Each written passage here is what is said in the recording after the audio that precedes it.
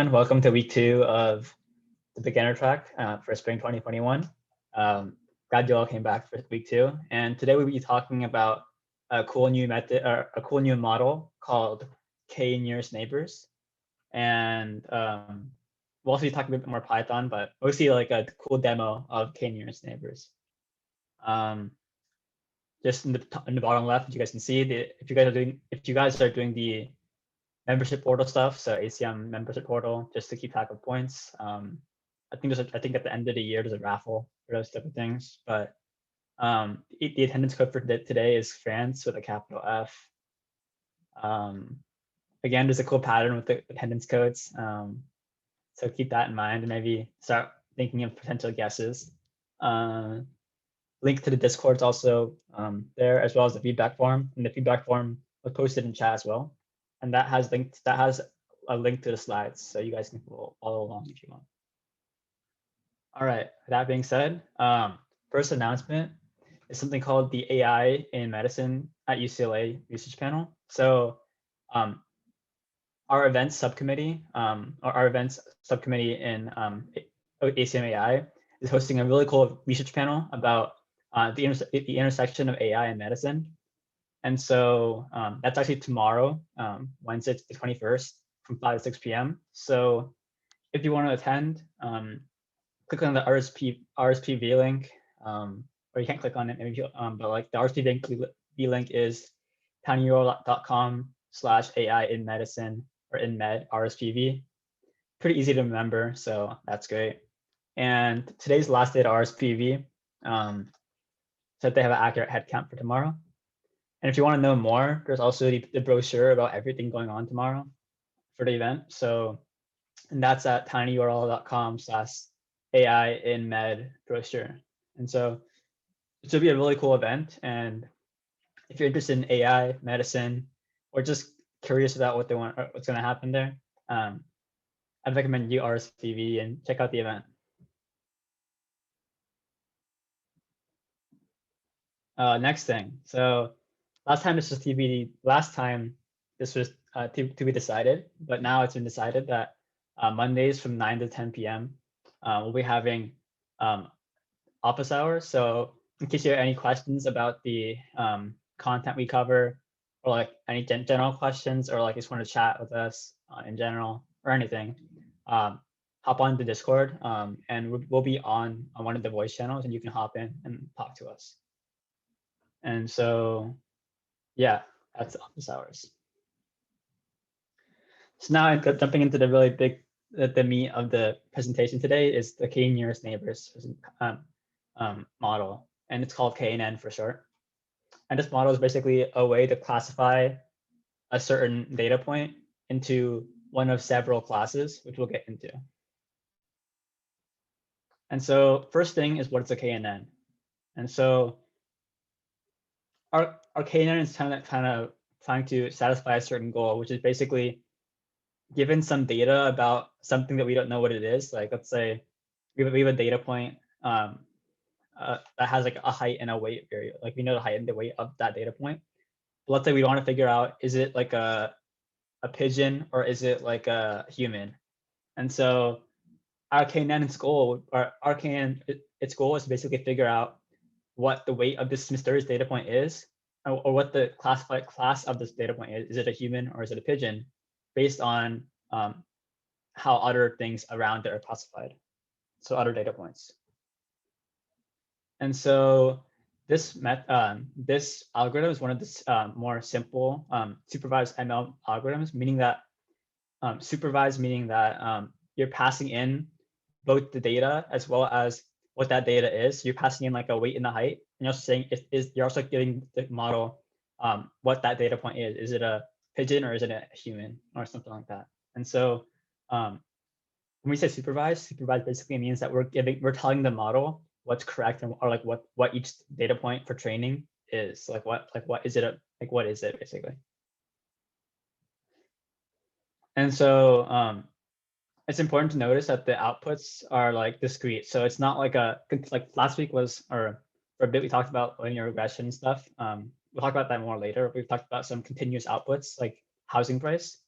And so today is a bit different in the fact that our model isn't going to be returning like a number. It's going to be returning like either class A or class B, either pigeon or human or some other class. So it's not really a continuous number, more like a this or that kind of categorization. So these are a couple of really important points about like the KNN. And so with that in mind, let's dive into the intuition behind the KNN. Yeah, and perhaps note this, but if you have any questions throughout, feel free to mention them in chat or just unmute as well anytime. And so first thing is like, for example, let's say we wanted to figure out, we talked about this last time too, so not going to go into too much detail, but let's say we wanted to figure out how to classify either a dog from a cat. And so the way we would do that is basically we're looking at certain features or considering certain features that have a pretty good big variance between the two classes.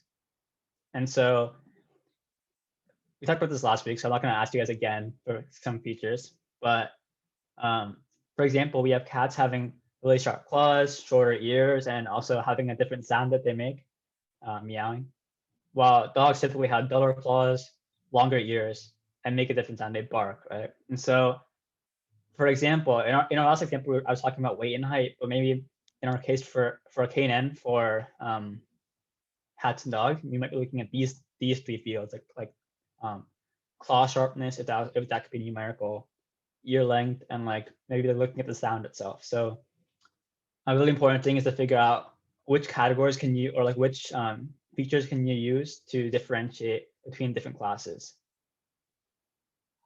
So like, for example, you can't like compare like fur between dogs and cats, so they both have like a good amount of fur. Maybe dogs have a bit more on average, but like it depends per dog and per cat. So you'd rather use something more distinct for features, if that makes sense. And so putting these features onto a graph, you get something more like this, where you have cats having really sharp claws, as demonstrated by the fact that they have a really high y-axis or y coordinate, while dogs have a really low sharpness of claws, so they have a low y coordinate on average, while dogs, on the other hand, have really long ears, while cats have really short ears. And so we have a bunch of data on a bunch of cats, so we know these are all cats. So we're telling the model this data point's a cat, this data point's a cat. These are all cats, and all the ones on the right are dogs. And so what our KNNs are going to do is basically, given this animal in the middle, which we don't know what it is, we want to figure out, is this a cat or a dog? And so that's the goal of a KNN, and the way it does it is pretty cool. So we want to do that. And so the way a KNN actually goes about this is basically figuring out how many of the closest nearest neighbors. So basically, we'll get into exactly how we define as closest, but basically we'll be finding like a certain K number of close neighbors, and then based on how many cats versus dogs we have, we'll classify the animals as accordingly. So in this case, we're looking at the 5 closest neighbors, and what we see is that 4 of them are cats, while 1 of them is a dog, and therefore 4 is greater than 1. So we're gonna make this a cat. So this silhouette right here is gonna be a cat based on our KNN model. Awesome. So now diving into exactly how it works. So now we have our, I guess on the left, is basically like how it would work, but starting off from the basics is that first we have a labeled data set. So this is really important for supervised learning. What we need to know to start, like a couple examples of what a cat is and what a dog is. So like in this case, we need to know in advance, like what are some examples of class A or like red stars compared to green triangles. We need to know like in advance some data about like what the general trend is about those classes. So once we had that data in our model, as we talked about last slide, we're going to be classifying any new data points like this. For example, this question mark right here, we'll be classifying them based on how their close by neighbors are. And so this is done by distance calculation. So based on how close the features are, we're going to the exact math later, but it's pretty simple. Some simple distance formula stuff. We'll state that explicitly later, but figuring out what the closest neighbors are and classifying it accordingly. And so in this case, K isn't just there for show. K is actually the number that you set that tells the model how many close by neighbors do you want to consider for your determination process. And so as you guys can see here, before I go on to the next slide, which is a quick poll, we have our couple of stars on the left, our green triangles on the right. And so for different K values, I guess we'll go into this later, but you're basically classifying it based on how many things are nearby. And so before we go to the next slide, I just wanted to challenge you guys to think about what problems or situations you might run into in the with having different K values, as you guys can maybe see here between K equals 7 and K equals 3. What are some potential problems with that? And so before we move on, a quick test or a quick check of understanding. It's a quick poll about, given this data set, what should it be classified as? And so I'll send out a poll in 1 second. Polling. Awesome. So poll has been launched. And just for which color you guys think it should be based on what we talked about before. The green data point is right here. And yeah, figure out where's locating your neighbors.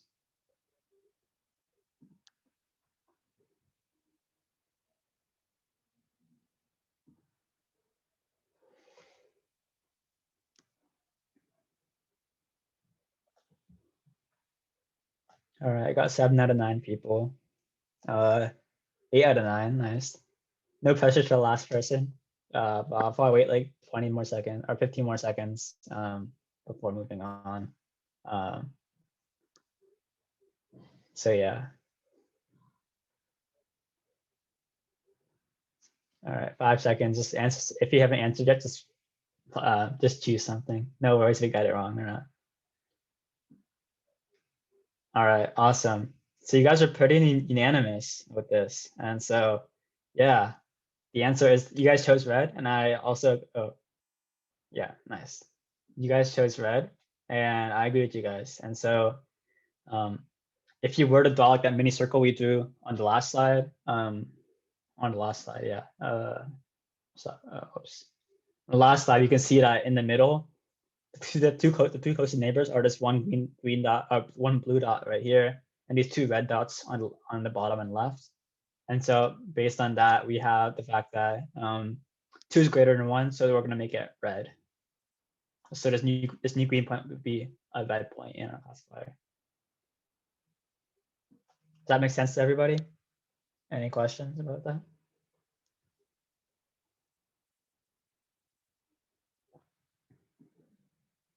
Or I guess thumbs up if you think if everything makes sense so far. Give me a thumbs up in Zoom reactions or something. All right, see a couple thumbs up. So great.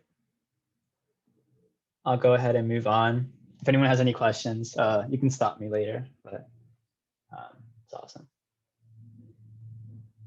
All right, so maybe you were wondering before, how do we choose K? Or maybe you weren't wondering, but no matter what, we need to figure out how we're going to choose K. And so this is a really important factor. And there's no like, I guess there's like a couple, there's no really easy way to do it, but there's like a great way to start out with. And so an important fact to consider when we're talking about KNNs and how we choose the value of K is how KNNs work. So they're based on feature similarity, right? So they're classifying based on how close something is, how close feature-wise one data point is to other data points.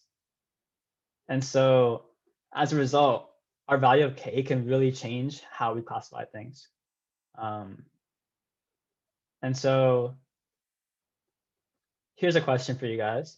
And so we have at K equals 3, this is what I was talking about earlier. At K equals 3, we have our question mark point is a triangle because we have 2 greens and 1 red as our closest nearby.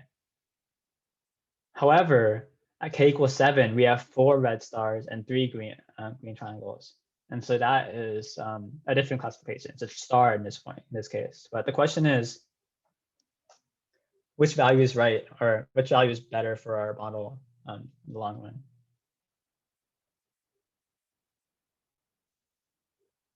And if you guys have ideas, feel free to put them in chat, but we'll be going over what is like a good heuristic to go by.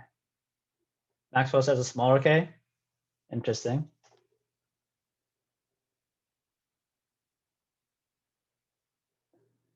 There's definitely no right or wrong answer here. It's just like performance differences over different data sets. So I guess the value can change over the k value depends a lot on your data set as well. But there's a cool way to figure out like a good starting place, I would say, and we'll get into that soon. But the important notes are that if k is really small, it can be easily skewed by outliers, for example. So let's say we had, can you guys see my cursor? I'm not sure, but yes. Yes, okay, cool. So let's say in our current diagram right here, right, we had our question mark was not here, but instead it was like near this red star, right? But let's say also we had a green triangle like right here. In this case, if k equals 1, we're going to classify this as this question mark point, like over here, for example, as a green triangle because there's an outlier green triangle over here. And so that kind of holds for general outliers is that if our k is too small, if we happen to end up near like an outlier for a certain class, we might get skewed by that outlier. And so we generally want to like not have a k that's too low. But on the flip side, if k is really large, we're gonna have to figure out, or we're gonna have to find how that question mark data points k nearest neighbors. So that means that we're gonna have to like, if k is like 10, we're gonna have to figure out, we're gonna have to calculate the 10 or find the 10 closest data points, which is a lot of operations to calculate. And so if we want our model to run fast, we have to think, if you want our model to run fast, we don't want a really high k. And so in general, there's a really cool rule of thumb for choosing k that seems to work it works in a lot of cases, and it's a good starting place at least, is that in general, you choose k to be the square root of the number of data points that you have in your data set. Additionally, you don't want to have an even number for value for k for the simple reason that if you have like k equals 4 and you have 2 green triangles and 2 red stars, you don't know which one to choose. So let's say, for example, if you had 64 data points, the square root of 64 is 8, but you wouldn't want k equals 8 because then you might have a 4-4 split. So as a result, you might want to choose 7 because that's a bit closer to small side, and it'll save you computation. Save you for computation time.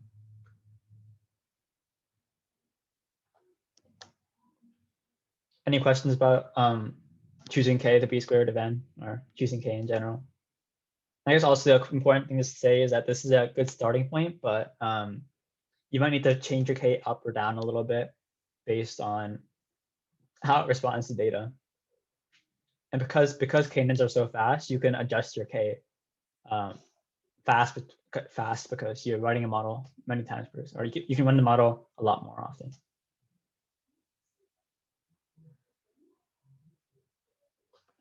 All right, if there's no questions, I will move on. So to a cool graphic of how this works. And so in this case, we have a couple different colors. We have these blue points, sorry, not these. These are red points, and we have green points as well. And so what we're trying to do is basically figure out general borders or like general ways to classify data point based on what space it's in, or like how that looks graphically. And so as you can see, because of how k equals 1 in this case is outliers like this blue in the top left right corner cover a lot of space. So basically what this means right here is that you have a blue data point that's given in your labeled data set. And so if you got a question mark data point anywhere in this blue area, you would say that it's a blue data point. And so that isn't the smartest thing to do, because as you guys can see, all over here there's a lot of green. And so these blues are outliers. And so choosing k equals 1 kind of ignores the fact that this is an outlier and we don't want this to be blue. Same thing occurs in other places as well, like this small red spot, or these red spots as well, or these red spots as well. And so things like that are important to consider. So as you guys can see on the other side, on the right side, k equals 5, it's much more balanced based on where you think borders should be is actually where borders are.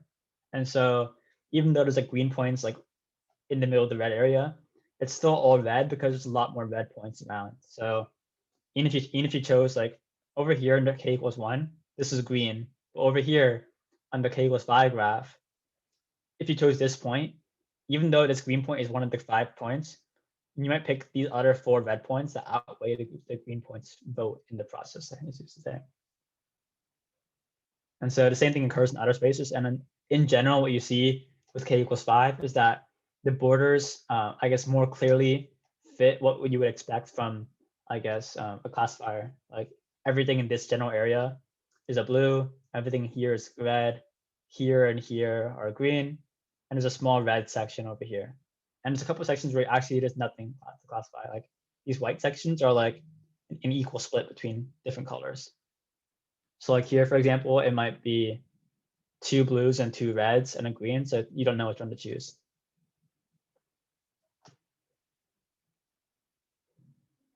Any questions? Any questions about the graph or the visual of the KNN? Oh, in this case, when there's no choice, I guess it's up to you, the judgment call. It's more like a you can either choose to say that it like doesn't fall into a class, or just choose one of the two maximal values. I would lean towards saying it doesn't fall into class, but if you need to classify everything. Also, yeah, as Justin said, you can have a tiebreaker for certain cases. But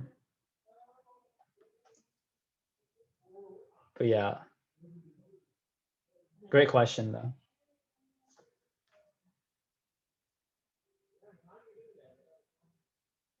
All right, now that we know how to use it in KNN, or what it really does, let's talk about when we can use it.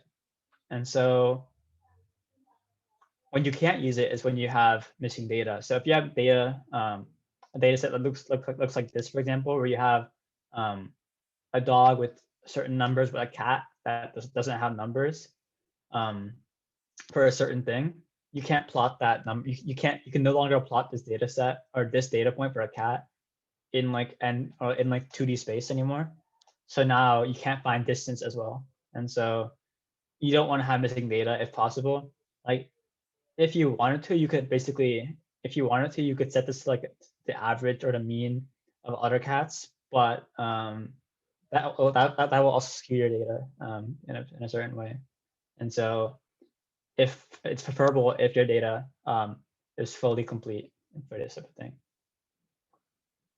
Additionally, it works best when your data set is not too large. And so this is because KNN, they aren't really figuring out like a general trend in the data. They're not figuring out like it's not like a linear regression in the fact that like it's not learning a model from your data set. It's not saying like, oh, if I do 5 times this like data, if I do 5 times claw length plus 7 times ear length, that'll give me a good indication of what age is. It's just figuring out the closest it's figuring out the closest neighbors to a data point, and based on that, figuring out things. And yeah, as Jensen said it better in chat, KNNs have no learnable parameters. They're not learning. They're just figuring out what the closest data points are. Oh, so Maxwell says, so this is AI, but not ML. Yeah, I would say it's like,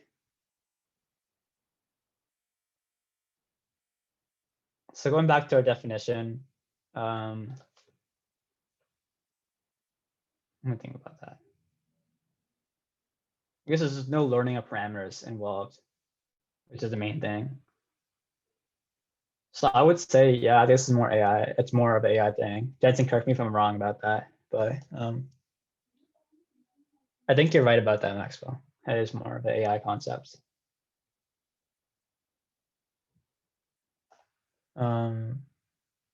Yeah.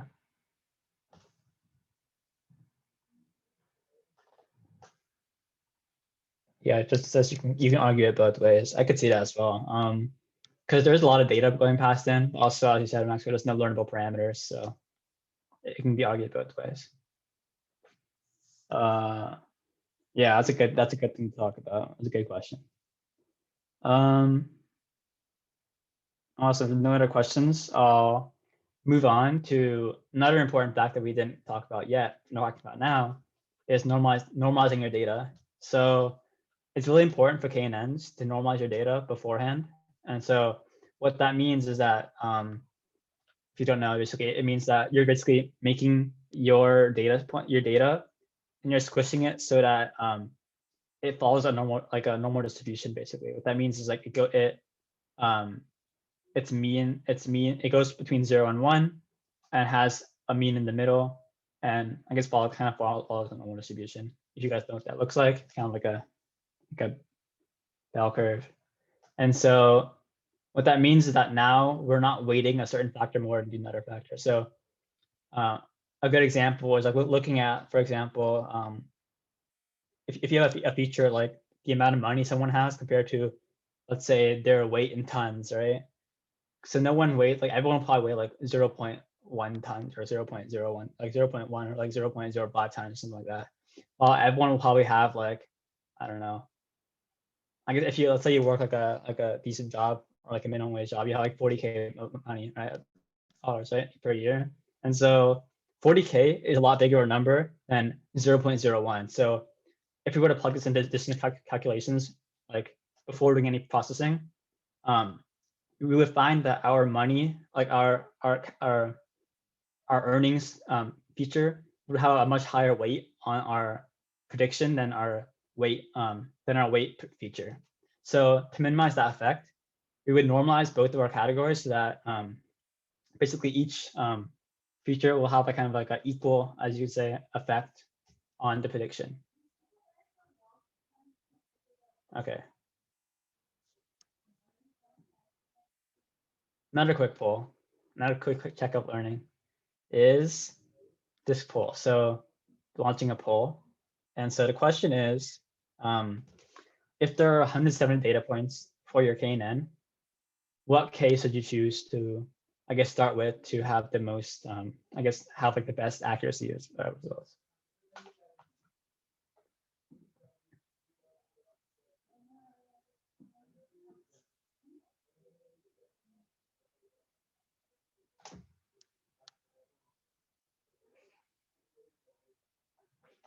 All right, one more person. I'll give you like 15 seconds again, like last time, in case.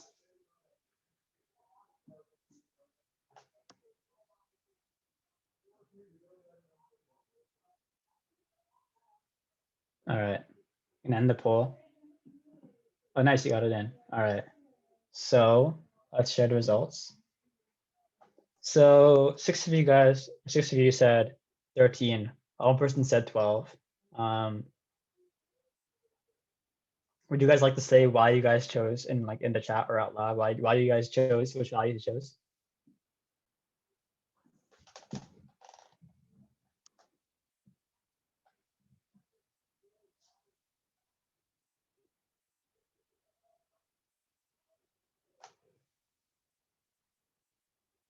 Yeah.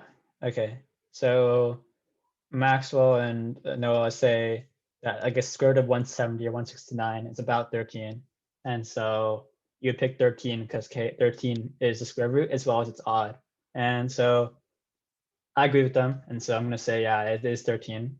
It's a good place to start with because, as I said, if you take the square root of n, which is 170 in this case, and so square root of 170 is about 13, and you want the odd number, so therefore you're going to pick 13. I guess a good rule of thumb, or like a good way to make this problem a bit easier, is that you can't have 12 or 14 because we want an odd number for k, as mentioned in chat, because we don't want to have like any ties between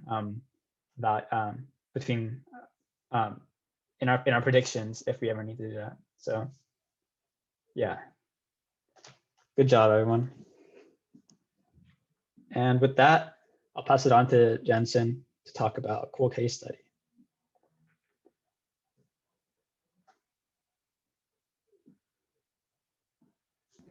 All right, can you guys all see my screen?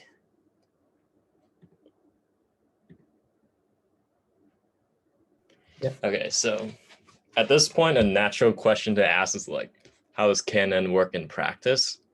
And so we're gonna try to answer that question by going through this case study together. All right, so let's consider a data set with two features, weight and height, and each data point is classified as either normal or underweight. So this is what the data set might look like in CSV format.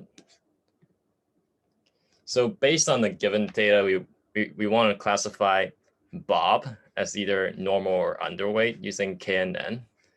I hope no one here is called Bob. Let me double check just in case. I think we're good. All right. Excellent. So Bob weighs 57 kilograms and he is 170 centimeters in height. So you kind of want to classify whether Bob is normal or underweight using KNN, as I just said. So to find the nearest neighbors to Bob, we need some form of measure of distance. So in this case, we're just going to use Euclidean distance or L2 norm. So this is what the distance formula looks like. So assume x here corresponds to weight and y corresponds to height. So we'll calculate the Euclidean distance of the unknown data, which is Bob in this case, from all the points in the data set. So here we've done it for the first two data points, but I think you guys get the idea. So we just have to do this for the entire data set. And now that we're done, now that we have calculated the distance of our data point from all the points as shown, and now we're ready to assign Bob a class, I guess. So as you might notice, the total number of data points, not including Bob, is 9. So the square root of 9 is about 3. So we'll pick k to be 3 in this case. So as you can see, the 3 closest persons to Bob are all classified as normal. So Bob is in fact normal, which is good. All right. So let's do a recap of what I just went through, because I think I went pretty quickly. So we start with a trained model with a labeled data set, along with like a test data point, which was our data point of interest. And we select k entries from our trained data set that's closest to that data point, which is Bob. And we find the most common classifications of these k entries.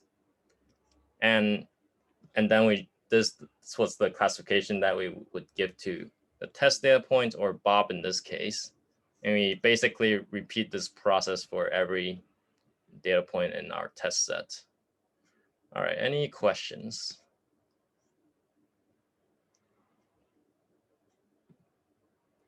Hopefully that was clear.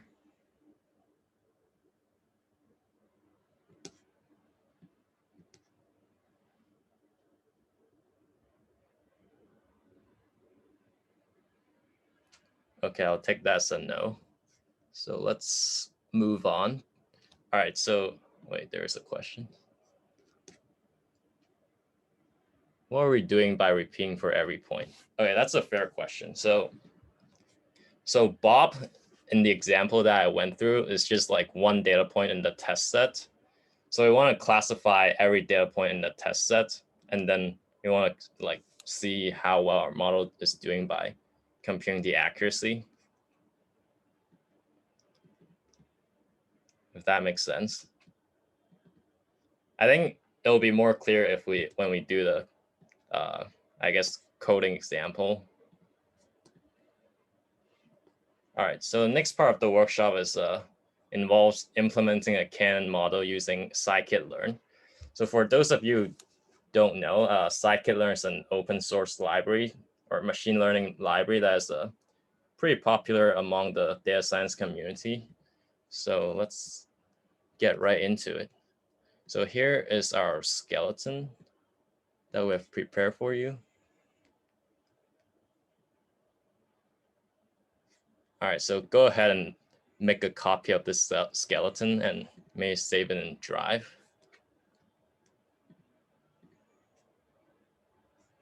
Where is the link for this? Wait. Actually, I can send you the link. Give me a second.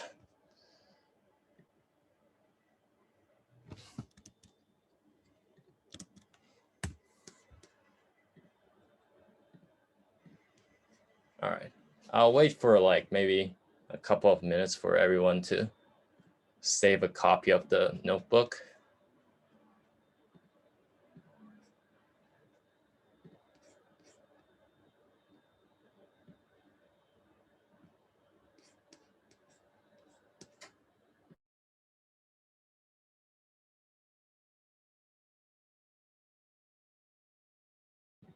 Feel free to give me a thumbs up when you're ready.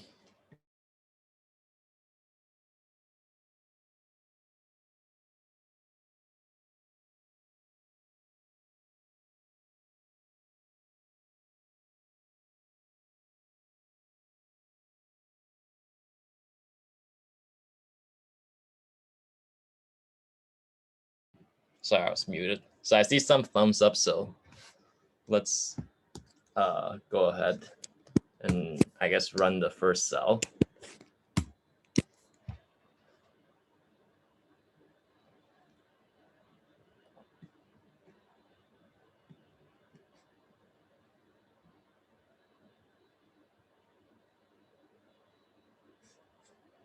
All right, so yeah, now that we have imported some modules that we need for, I guess, implementing a KNN. So let's first load in our data sets with the function load iris. So I'm gonna give you guys maybe like a minute or so to figure this out.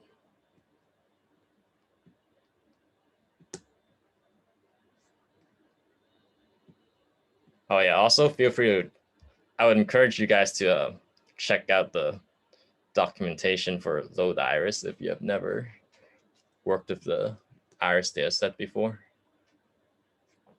But don't worry, we're gonna work through this together, but I'm just gonna give you guys a chance to think. Oh, sklearn docs. Wait 1 second. So in case you're wondering, here is the scikit-learn documentary. I guess a more useful way to look at the docs would be just to enter the function as well.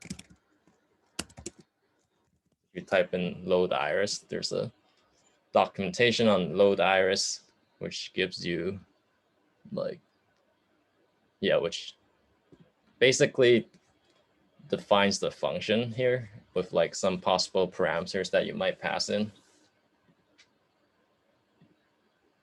Okay.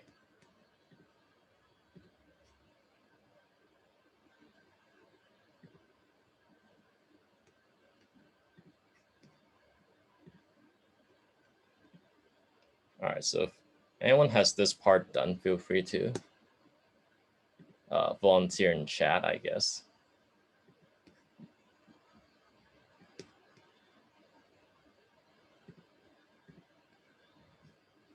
Just load iris. Yep. Let's do that.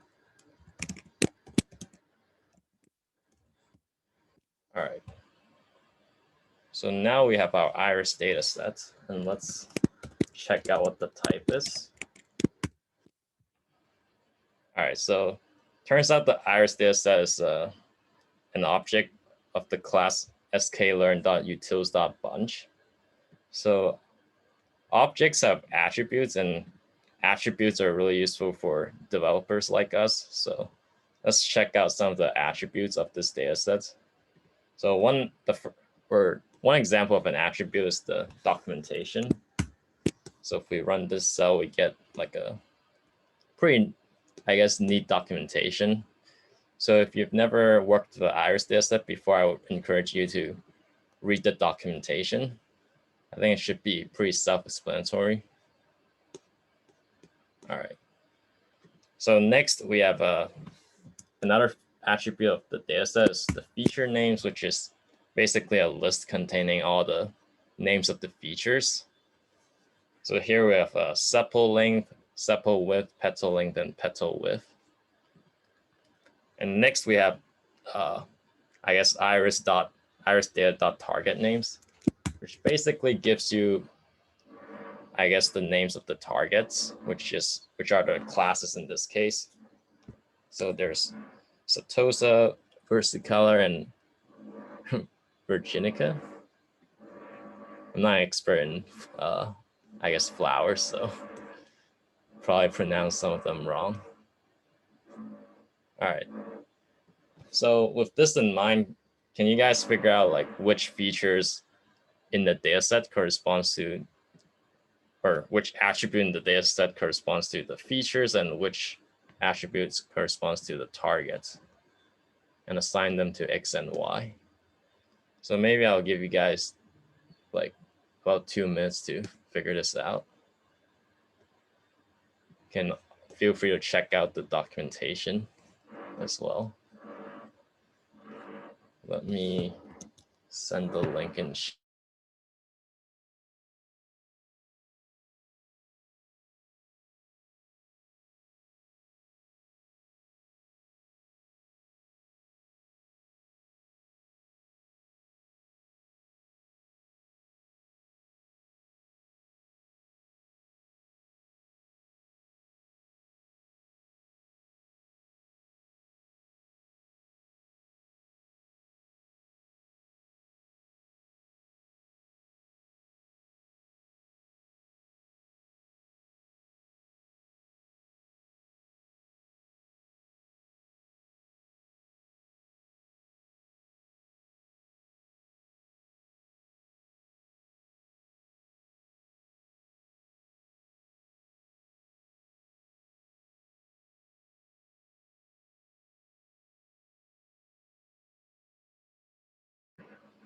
Feel free to answer in chat if you're done.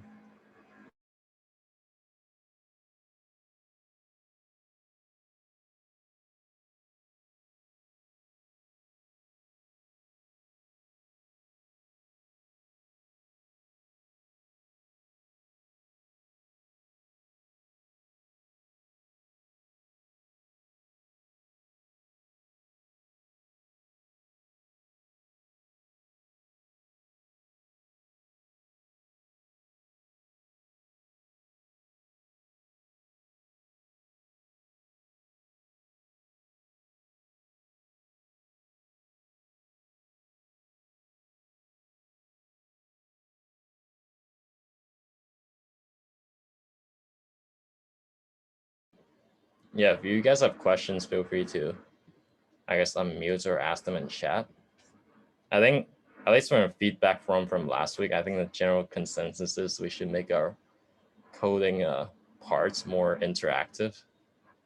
So it'll be really nice if you guys could, I guess, give me or participate, because it'll be a little bit boring if I just give you guys the answer like last time.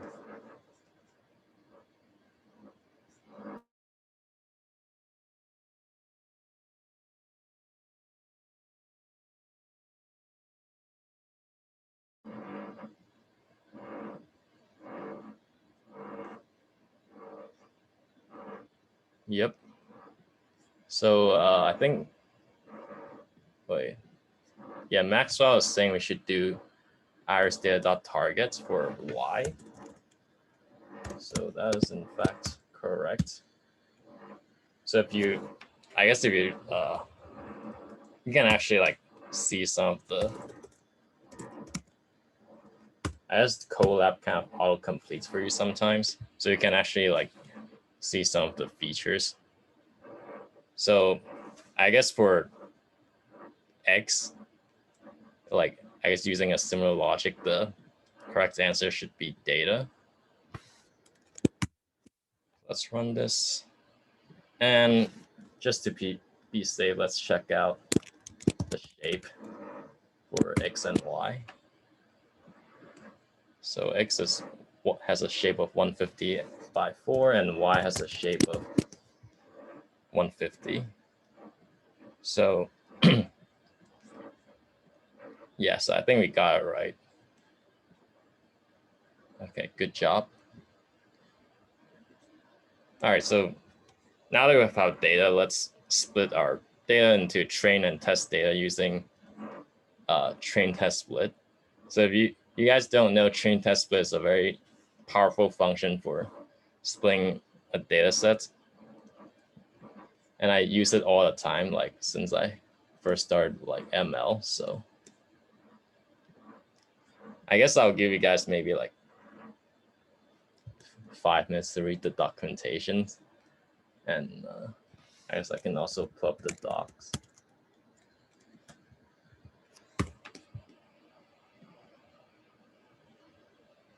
All right. So I've already provided you guys with the return values. So the trick here is figuring out what the parameter should be.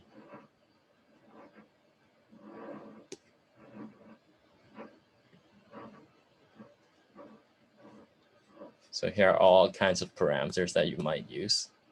You could also look at the example code. Let me maybe put this in chat.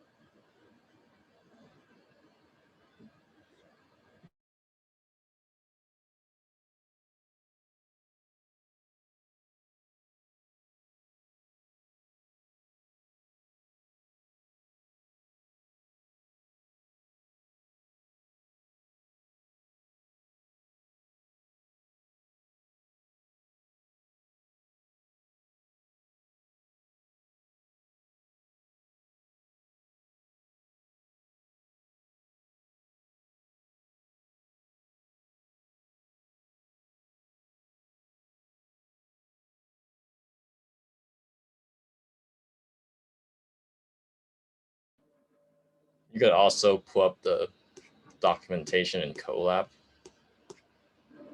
which is, I guess, a little bit shorter, but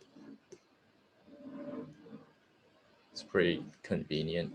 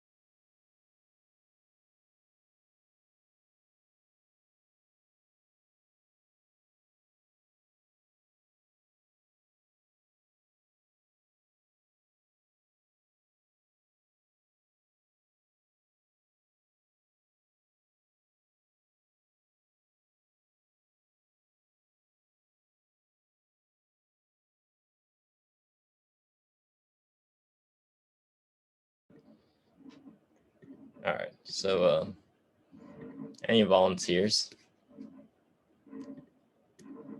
Also, you don't have to give the, I guess, entire answer. You can give like parts of the solution.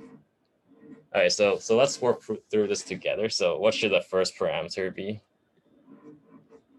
Yep, Maxwell set x comma y to start. So that is good. All right, so what should the next parameter be?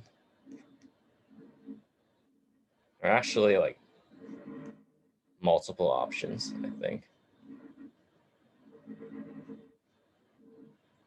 Yep, someone said test size. So you can actually pick, in principle, whatever value you want between 0 and 1, but I'm just going to pick 0.33 in this case. So that means the test data set is 1/3 of the size of the entire data set, and the trained data set would be 2/3 of the size. Okay, so very good. So we actually have a few more parameters. The first one is we want to set shuffle to be true. So this is pretty important because you want to shuffle your data set before splitting into I guess your train and test data set to avoid any potential bias. And the last parameter is just the random state.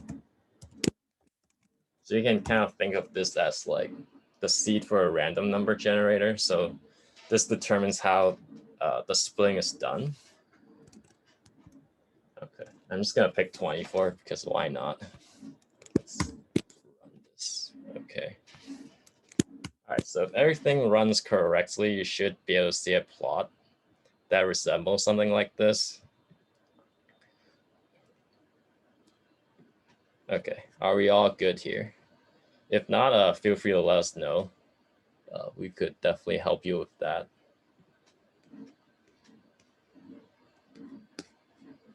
If you're good, feel free to leave a thumbs up.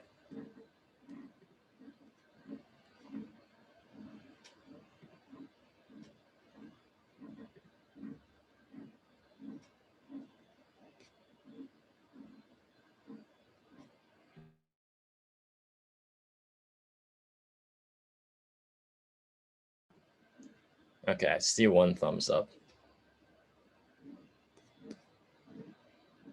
Okay, 2 thumbs up. All right, good.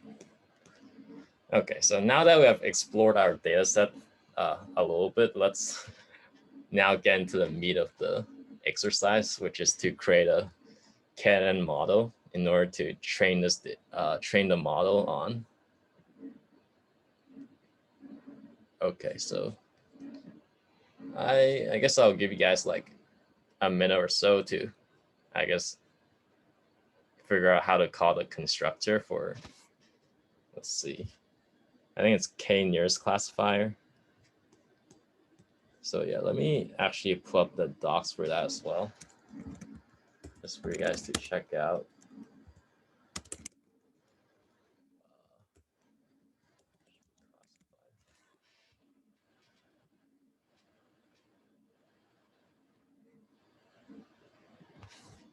Okay.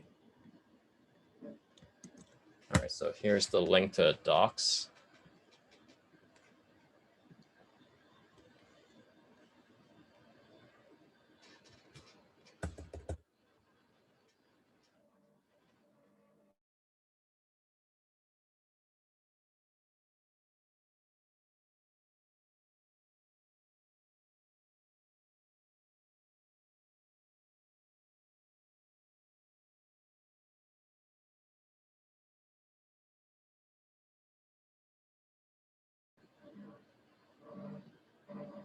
All right, any volunteers? Again, it doesn't have to be a whole answer.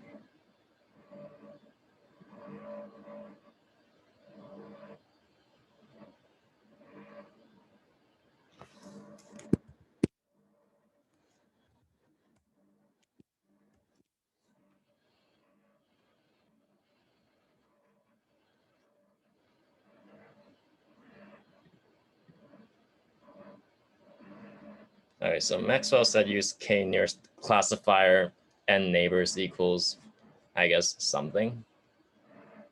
Let's see, there's another comment. I don't know what to put after the equal sign. Okay, so that's fair. So one way to do is to use the, I guess, heuristic that we gave you of setting k equals to the square root of, I guess, whatever the size of the data set. So in this case, so the size of X train is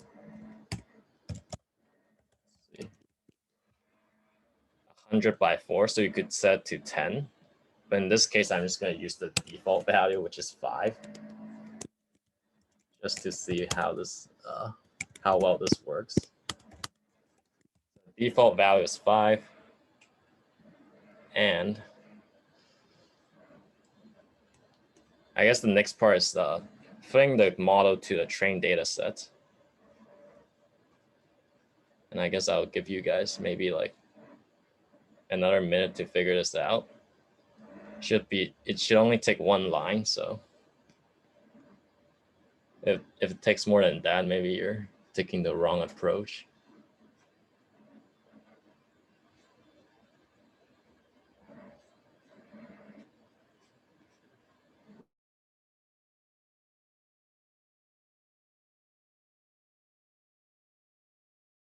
And also look at this example code in the scikit-learn documentation to get some inspirations. So yeah, you could have set n neighbors to any value, but I just used the default value, which is 5.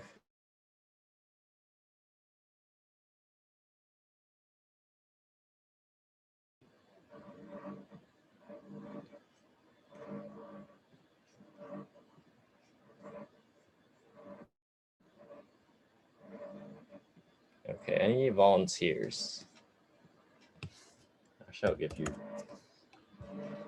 You're supposed to be calling some function on the KNN object. I'll leave the rest to you guys.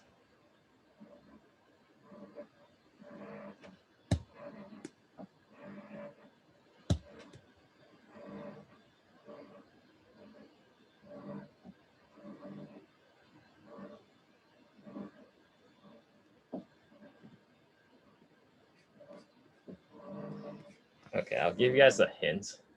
So you're supposed to be calling fit. But I guess the question now becomes what should you pass in as the parameters? Okay, any ideas?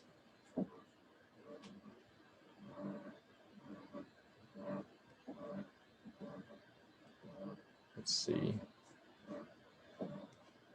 Okay, so Maxwell said fit x comma y.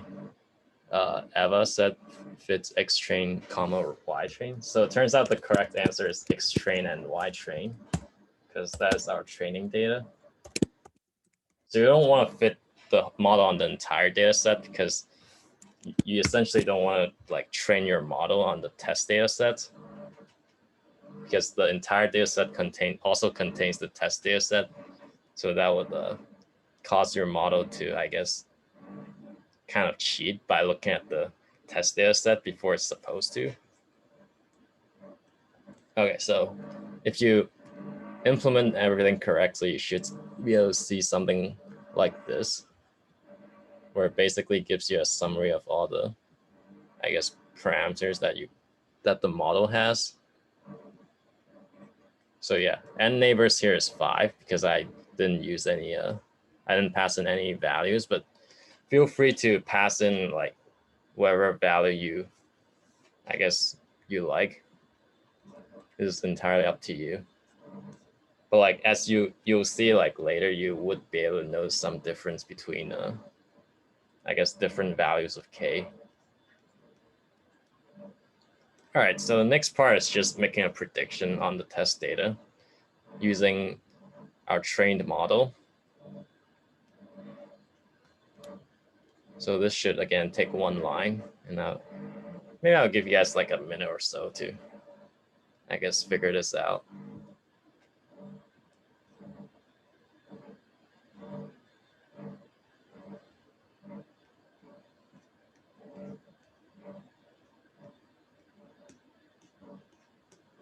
So you can look at the documentation for functions that would let you predict.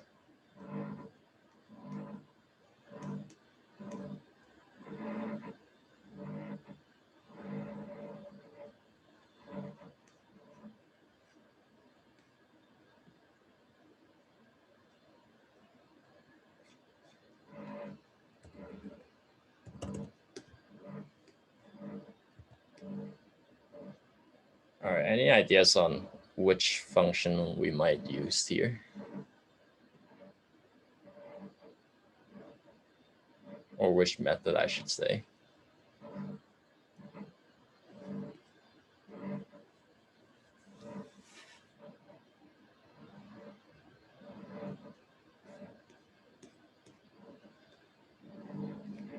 Okay, so Eva said we should use predict.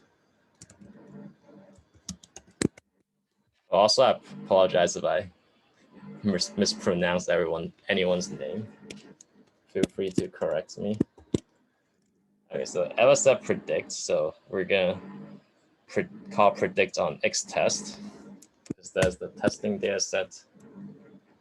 And then if we run the next cell, we'll get the accuracy of our model. So in this case, the accuracy is 98%, which is pretty good considering, I guess I basically set my K value to the default value. So I guess all things considered, this is pretty good. Okay. So any questions at this point? I guess if you pick like a different random state, you will get a different accuracy in all likelihood. And also if you pick like a different value of K, you will also get a different accuracy. Like, I guess if there's any part that you get stuck on, feel free to let us know. Or give a thumbs up if everyone's good.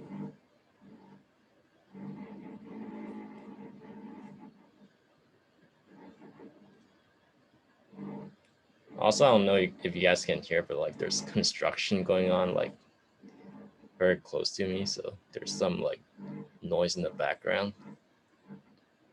Hopefully that's not too bad. All right. So I see some thumbs up. All right, so let's move on.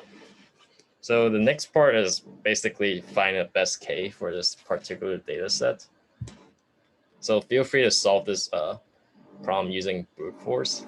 Maybe I'll leave this as I guess a challenge question for you guys to, I guess, solve it after the workshop. All right, so this is basically the end of the notebook. So hopefully you guys enjoyed implementing a KNN using scikit-learn with us. So let me finish up the slides. Oh yeah, and also we prepared like a Python worksheet for some extra practice. So there are some pretty cool problems in the worksheet, so feel free to check it out. And also feel free to reach out to us if you get stuck on any problems. Oh, and thank you guys for coming. This is the end of the workshop. I guess please remember to fill out our feedback form, and I guess check us out on Facebook and GitHub. We'll see you guys next week.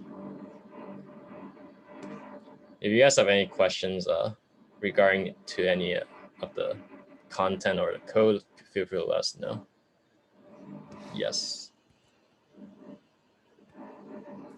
Yeah, I guess I'll stop the recording here.